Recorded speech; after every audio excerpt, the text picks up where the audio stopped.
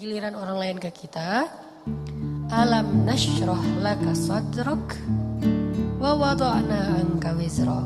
Kalau kita lapang dada, ringan beban kita teh. Kenapa kadang-kadang punggung kita nih di sini tuh pundak kita rasanya kayak keras gitu kan ya? Kebanyakan pikiran. Pas kita dipijat, kenapa nih keras banget? Stres. Kenapa kok bisa stres? Dadanya sempit. Orang yang dadanya sempit, satu kesalahan orang aja udah bikin dia nyesek. Tapi kalau dadanya lapang, kesalahan-kesalahan orang itu gak bikin dia nyesek karena masih lapang. Kayak sebuah ruangan sempit, ditaruh satu barang udah sesek. Tapi kalau ruangannya luas, ditaruh banyak barang juga masih lapang, gor gitu. Naruh lemari beberapa masih lapang. Tapi kalau kamar mandi, taruh lemari satu udah gak bisa ngapa-ngapain kan ya. Jadilah syarhus sadar, berlapang dada dengan kesalahan orang lain kepada kita. Sehingga kita gak gampang nyesek, kita gak gampang stres, kita gak gampang nyimpen, gak gampang sakit punggung kita. Kayak gitu Allah bilang, alam nasyrah laka sadrak. Kalau udah lapang dada, wa wada'na anka wizrak, kami turunkan beban-beban kamu. Alladzi anqadha dhahrak, yang memberatkan punggungmu. Caranya gimana? Fa inna ma'al usri yusra, inna ma'al usri yusra, fa idza faraghta fansab wa ila rabbika farghab. Itu kan ajaran supaya syarhus sadar. Pasti ada kebaikan di sini, pasti ada kebaikan di sini. Minta aja sama Allah, minta tolong kepada Allah, maafkanlah dia supaya kita enggak angqadallah, enggak memberatkan punggung, enggak jadi berat sendiri gitu. Jadi stres sendiri, jadi kayak terbeban sendiri. Ini kalau orang kepada kita, kayak misalnya cara lapang dada itu kayak husnuzon, salah satu yang paling penting. Oh, pasti bukan saya maksudnya. Kadang-kadang kan kita suka baper sendiri ya. Ada yang ngomong apa, chat di grup, kita ngerasa kayak di spam gitu. Wah, ini gua banget nih yang diomongin. Padahal enggak. Bukankah kita sering dengerin khutbah atau ceramah seseorang ustadz itu, kayak ustadz itu kenal kita banget? Kok ustadz tuh jadi tahu masalah saya sih? Enggak, dia enggak tahu masalah kita. Allah yang menuntun lisannya karena pengen menasihati kita lewat dia. Tapi dia enggak tahu, jadi jangan kegeeran dan jangan baper sendiri. Wah, ustadz ini pasti ngomongin saya nih. Enggak, ustadznya juga enggak tahu masalah kita. Karena ada beberapa kasus yang saya pernah kayak gitu, saya lagi ngomongin apa, terus tiba-tiba ada jemaah yang kayak tersinggung. Wah, ustadz ngomongin saya nih di depan umum. Siapa juga orang, saya enggak kenal orangnya. Kenapa kok persis? Saya juga sering kayak gitu kan, udah 2 tahun ini kan saya nggak khutbah Jumat nih. Kenapa nggak khutbah Jumat? Salah satu alasannya saya pengen Jumat itu privasi waktu buat anak laki-laki saya. Karena dia sekarang udah 3 tahun, saya kasih jatah pokoknya Jumatan harus di Cihanjuang bareng Yahya. Karena saya pengen dampingin dia ke masjid hari Jumat. Alasan kedua, ada penyakit ustadz yang dulu pernah saya alamin. Apa penyakit ustadz? Keseringan ngomongin menasihati orang, jarang dinasihati. Nah, saya pengen Jumat itu waktu saya mendengar nasihat buat diri saya sendiri. Awal-awal itu benar kerasa. Pas pertama dengar khutbah orang, apaan sih ini kayak gini ngomongnya? Ada tuh ego ustadz kayak gitu tuh muncul tuh. Itu kan yang lagi diobatin tuh. Wah, nggak gini, saya tahu dalilnya lebih dari ini, mulai muncul gitu-gitu tuh. Awal-awal kayak gitu, tapi astagfirullahaladzim, sombong banget sih gue. Udah, terus kalau ada yang ngomongnya kadang-kadang kayak nggak mungkin belum terbiasa ngomong di depan umum, agak nervous mungkin atau agak-agak kaku gitu. Muncul rasa sombong, tapi lama-lama di recovery, diperbaiki apa? Kalau saya menghargai dia walaupun nggak bagus, nanti orang akan menghargai saya ketika saya nggak bagus performnya. Jadi pas saya duduk gitu, dia ngomongnya kayak ngebosenin banget, boring banget tuh ceramahnya, tapi saya tetap padahal boring banget ceramahnya, tapi saya kayak menghargai. Apa yang saya maksud di situ? Saya pengen juga orang kayak gitu ke saya kalau saya ceramah. Mungkin teman-teman ada yang kayak gitu sekarang. Apaan sih Ustaz, tapi masih aja gini. Padahal boring banget ceramahnya. Kenapa? Mungkin karena saya juga menghargai ceramah orang yang mungkin belum terlalu terbiasa ceramah. Ini yang saya pelajari ketika nggak khutbah lagi. Ditambah lagi sering banget saya kayak ngerasa khotib ini kayak ngerti banget apa yang saya sedang alamin. Kayak lagi baper sama temen, lagi baper sama istri, langsung ceramahnya tentang suami kepada istri. Loh, kok tahu banget sih masalah saya? Kan sering kayak gitu kan? Itu bukan karena dia tahu loh, Allah yang maha tahu. Allah lagi menuntun kaki kita melangkah ke masjid yang khutbahnya tema itu. Dan Allah menuntun lisan ustadz untuk ceramah pas waktu kita datang tentang tema itu. Allah yang lagi nasihatin kita lewat lisan seorang ustadz. Jadi jangan baper. Gitu juga ke temen. Bukan dia tahu masalah kita, pengen nyindir kita, pengen nyepet kita, enggak sama sekali. Jadi legowo. Syarhus sadar, salah satu caranya husnuzon. Ibu ada yang cewek-cewek juga kalau lagi ngobrol sama teman-temannya, tiba-tiba ada yang kecelutukan ngomong apa, jangan langsung diem. Wah, ngomongin saya nih, pasti saya maksudnya. Belum tentu, husnuzon aja. Mungkin dia emang gak tahu masalah kita. Teman-teman yang lain tahu kecuali dia yang ngomong nih. Berarti jangan-jangan kita udah baper habis-habisan, udah habis air mata kita nangis sepanjang malam, ternyata gak ada masalah. Kan konyol banget kan ya. Kita udah curhat kemana-mana, udah marah ke siapa-siapa, terus udah nangis sepanjang malam, udah bengkak matanya. Besok pas tabayun, maaf ya saya nggak tahu kalau ada masalah itu. Oh jadi kamu nggak tahu? Nggak tahu, rugi dong air mata saya udah 1 ember. Ini sering terjadi. Kenapa? Karena kita nggak syarhus sadar, nggak husnuzon dulu sama orang lain. Kalau misalnya menurut kita dia tahu banget masalah saya masih diomongin, oh mungkin dia silap, mungkin dia lupa, mungkin dia terlanjur ucap, atau enggak dia pasti ngonsep tuh, soalnya captionnya tuh panjang banget, pasti dia nulis. Kalau gitu mudah-mudahan dia udah sadar sekarang, belum sempat aja minta maaf ke kita, yang jelas dia udah sadar, udah minta ampun ke Allah. Husnuzon, husnuzon, husnuzon. Bukankah Allah mengatakan ijtanibu katsiran minaz-zon? Satu-satunya yang layak kita suuzon itu cuma setan, bukan orang. Minimal kita bilang bukan dia nggak maksud kayak gitu. Setan yang nuntun lisan dia, setan yang bikin dia mengatakan itu, dan dia udah sadar sekarang. Setan aja yang disalah-salahin, nggak apa-apa. Apa salah saya kata setan? Ya emang salah. Apa salah saya? Ya kamu jadi setan gitu. Kan suuzon yang diperbolehkan buat setan doang kan. Kayak Nabi Yusha ketika lupa masalah ikan dengan Nabi Musa pas nyari Khidir, apa kata Nabi Yusha? Wa ma ansanihu illa syaitanu an adzkurah. Maaf ya Nabi Musa, tidak ada yang buat saya lupa kecuali syaitan. Jadi yang dikambing hitamkan oleh Nabi Yusha adalah setan. Lagian kalau kita ada masalah pasti kita ngomongnya apa? Auzubillahi minasyaitonirrajim. Setan bilang, enggak, saya enggak godain kamu aja sendiri kegeeran. Kan bisa aja gitu kan ya? Tapi tetap itu udah fitrah. Nah, dia setan. Tapi kalau jin enggak, kita enggak boleh suuzon sama jin. Ada penampakan apa, dia kayaknya mau ganggu saya sholat tahajud nih, enggak, dia cuma lewat doang gitu. Tapi kalau setan bener, enggak khusyuk, pasti setan. Enggak bisa move on, pasti setan. Wujudnya manusia.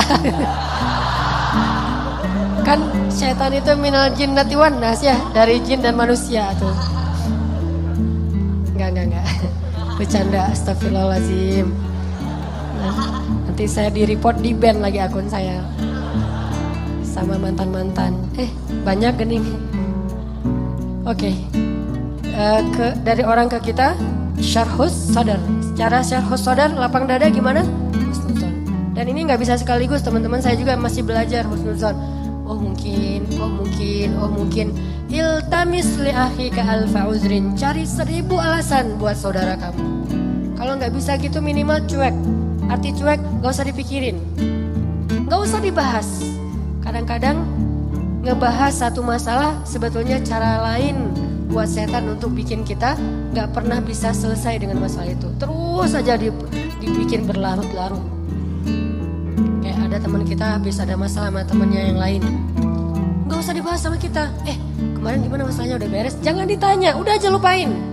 Begitu kita tanya dia akan bilang lagi, ya tuh enggak apa, kemarin dia masih ngomongin saya. Oh gitu, terus kita pancing-pancing lagi tuh. Harapannya apa? Niat kita pengen empati, padahal itu bukan empati itu. Pengennya kita berpihak sama dia, itu enggak berpihak. Tahu enggak apa arti namimah atau mengadu domba? Kata Nabi, la yadkhulul jannah an-namam. Enggak akan masuk surga orang yang suka mengadu domba. Enggak akan masuk surga. Nah, adu domba itu ada 2 teman-teman. Ada adu domba orang yang memang jahat, ada adu dombanya orang soleh. Orang soleh juga bisa mengadu domba. Gimana caranya? orang yang gak soleh mengadu domba, dia sengaja membuat fitnah di antara dua orang sehingga mereka jadi baperan, jadi putus silaturahim. Ini gak soleh. Insya Allah kita gak akan kayak gitu. Saya yakin gak ada niat kita ngadu domba orang. Tapi kita mungkin banget terjebak di adu domba yang kedua. Adu dombanya orang soleh nih. Gimana ngadu dombanya? Nih saya kasih contoh. Si A ngomongin si B di depan kita. Tapi gak sampai kan ke si B. Kita yang dengar, si B gak dengar. Misalnya kayak dia lagi ngejapri kita, yo dia gini. Kita kan yang tahu. Terus kita capture, kita forward ke si B. Ini aku bukan mau manas-manasin ya, tapi ini cara jawabnya gimana nih, dia ngomong kayak gini tentang kamu. Kita capture, sakit hatilah si B. Oh ternyata dia ngomongin saya di belakang. Itu perumpamaannya kata para ulama. Si A manah si B, tapi gak kena, anak panahnya jatuh di lantai. Kita ambil, kita tusuk ke dadanya sambil kita katakan ini bukan dari saya lah, dari dia loh ya. Kayak gitu analogi. Itu namimahnya orang soleh. Adu dombanya orang soleh. Jadi kita nggak niat memfitnah. Kita niat pengen menyampaikan kebenaran. Kita lagi empati, pengen tabayun. Gak usah tabayun kepada korban. Tabayunnya kepada pelaku. Apa bukti kamu ngomong kayak gitu? Gitu, nanya ke pelaku. Jangan, bener nggak yang dia omongin? Jangan, salah nih. Konsep tabayun itu bukan kepada korban yang dibicarain, kepada yang ngebicarain. Jadi kayak ada teman kita yang ngomong hal-hal yang gak benar, tanyanya balik ke dia. Apa bukti kamu ngomong kayak gitu? Kalau benar, gak usah disampaikan. Kita kebalik, dia ngomongin kamu kayak gini, benar gak? Nah, ini konsep tabayun yang akhirnya bukan tabayun jadinya, namimah. Udah jatuh tuh anak panah di lantai, kita ambil, kita tusuk. Ini bukan dari saya ya, dari dia. Dia terus ketusuk. Makasih ya kamu udah nyampain anak panah ini ke saya. Dia emang gak bener nih orangnya. Padahal yang nusuk bukan dia loh, orang ini nih. Kan kita kadang-kadang kayak jadi akrab gitu dengan orang yang sering ngebukain sebuah masalah ke kita kan. Walaupun bikin kita bete, kita anggap dia kayak setia banget, berpihak banget sama kita, empati banget. Enggak, ini salah. Gak kayak gini caranya. Harusnya kita bilang, kalau kamu tahu itu gak nyaman buat saya, jangan disampaikan. Gitu harusnya. Tapi dia ngomongin kamu, biarin aja dia ngomongin. Yang penting kan saya gak dengar, sehingga saya gak sakit hati ke dia. Mudah-mudahan Allah maafin dia, kan selesai. Justru gara-gara kamu sampaikan ke saya jadi sakit hati ke dia. Allah gak maafin dia, Allah gak maafin saya nih. Putus silaturahim kita berdua. Kamu nih pelakunya nih. Kok jadi saya sih? Ya kamu. Oh rame orang segitiga. Kan ini yang terjadi kan selama ini. Ini lebih realistis menurut saya daripada namimah yang memang niatnya jelek. Buat saya sih, saya husnuzon sama kita semuanya. Gak ada lah niat kita jelek pengen memfitnah orang, gak. Tapi seringnya kita terjebak tanpa kita sadari. Justru karena kejujuran kita, karena keakraban kita dengan teman kita, jadi kita ngebuka hal yang dia gak perlu dengar. Itu sering banget kayak gitu. Saya juga kadang kayak gitu, misalnya ada yang bicara apa tentang istri saya gak suka tuh. Dia bicarain istri saya gini misalnya depan temennya ngasih tahu ke saya. Terus saya kan jadi sakit hati sama orang itu ya. Saya juga ngasih tahu ke istri saya lebih sakit hati lagi sama dia. Ini salah, dia salah, saya salah. Harusnya saya diem aja. Papa udah tahu kan masalah ini, kenapa gak ngasih tahu ke mama? Karena papa berharap mama gak tahu. Tapi daripada mama tahu dari orang lain, ya berarti orang itu yang salah, bukan papa. Kenapa dia ngasih tahu ke mama? Kan gitu kan? Jangan sampai ya Pak, mama tahu dari orang lain. Jadi kalau ada yang kayak gini-gini harus papa yang ngomong ke mama. Enggak, itu salah konsepnya. Gak boleh kita menyampaikan sebuah informasi walaupun benar, apalagi belum tentu benar. Walaupun benar kepada orang yang kalau dia dengar dia akan sakit hati atau sedih. Gak boleh. Diamin aja. Kalau ada hal yang gak benar, kita yang mengklarifikasi. Enggak kayak gitu. Saya kenal dia gitu. Jangan biarkan dia tahu masalah ini. Kalau terlanjur tahu, berarti ada orang yang gak tahu konsep namimah level 2. Namimah level 1 memang gak ada niat baik. Namimah level 2 justru karena niat baik. Kan saya pernah bilang, ternyata banyak hadis palsu itu mulai munculnya lewat siapa? Viralnya itu gara-gara ulama-ulama yang soleh. Jadi banyak riwayat hadis palsu itu diantara para ulama yang soleh loh. Bukan sengaja pengen memalsukan hadis. Kenapa? Karena ulama soleh ini terlalu husnuzon. Misalnya nih, ada yang datang ngomong ke saya, Ustadz, saya pernah mendengar hadis gini. Saya sebagai Ustadz, oh gitu? Ya, saya nggak pernah curiga kalau dia itu nggak jujur Atau kalau dia itu dengarnya nggak utuh, sehingga saya meriwayatkan lagi. Orang dengarnya dari saya juga nggak curiga kalau saya akan main-main dengan hadis kan, sehingga tersebarlah hadis palsu. Bukan karena ada orang yang jahat, ada memang sebagian hadis palsu gara-gara penjual pedagang. Biasanya hadis palsu itu pedagang, penguasa, dan ulama. Ini 3 penyebab hadis palsu. Pedagang pengen laris barang dagangan. Siapa yang memakai jubah atau sorban 7 meter di hari Jumat, maka dia akan mendapatkan dijauhkan dari api neraka 7 kali langit dan bumi. Untuk jualan sorban 7 meter. Siapa yang makan buah ini maka dibebaskan dari sihir. Dia jualan buah itu. Ini bisa muncul hadis palsu dari penguasa. Siapa yang mengangkat seorang penguasa yang kayak gini maka Allah melaknat dia. Gara-gara apa? Saingan politik. Ulama menyebarkan hadis palsu, kenapa? Karena nggak pernah berpikir orang akan bermain-main dengan hadis Nabi, sehingga dia percaya aja kepada orang itu. Baru nanti di masa berikutnya ulama ketika ngelihat banyak banget hadis palsu, mereka perbaiki. Ini riwayat dari siapa, ini dari siapa. Bisa jadi periwayat hadis palsu itu adalah orang soleh, ulama besar. Kenapa bisa ngeriwayatin? Husnuzon. Gak mungkinlah dia bohong atas nama Nabi. Langsung diriwayatkan balik kepada orang lain. Orang yang mendengar, gak mungkinlah ustadz bohong atas nama Nabi. Terus saja hadis palsunya nyebar. Itu teman-teman. Jadi namimah, mengadu domba juga bisa kayak gitu. Gara-gara kita terlalu akrab dengan teman kita. Kemarin ada yang ngomongin kayak gini, benar nggak? Siapa? Si Fulan. Tapi ini aku karena ke kamu dekat ya teman, jadi aku sampaikan nih. Terus yang teman yang dengarnya, makasih ya udah disampaikan. Kenapa makasih? Harusnya kita bilang, lain kali jangan disampaikan ya yang kayak gitu-gitu ke saya. Harusnya kayak gitu. Kenapa kita malah makasih? Makasih ya udah nyakitin hati saya kan gitu kan ya? Bahasa lainnya mah. Makasih ya udah bikin malam saya nggak tenang. Makasih ya udah bikin saya bete. Buat apa? Jangan disampaikan. Makanya ketika Nabi mau ketemu seorang sahabat mencegat di tengah jalan. Ya Rasulullah, Rasul udah kenal dengan orang itu? Belum. Orang itu ya Rasul, stop kata Nabi. Kamu ingin menyebutkan aib-aib dia tentang saya?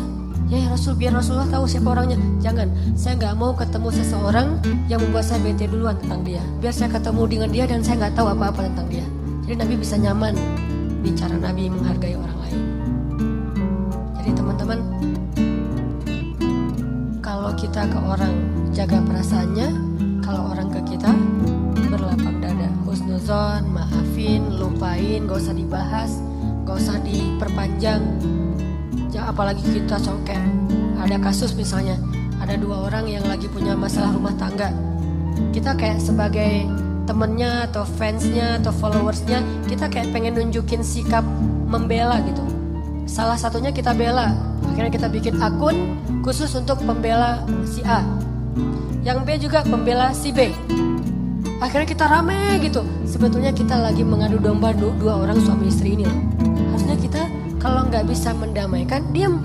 Biar mereka menyelesaikan masalah mereka atau selesai dengan sendirinya karena tidak ada yang respon. Makin direspon makin rame nih. Itu kan terjadi.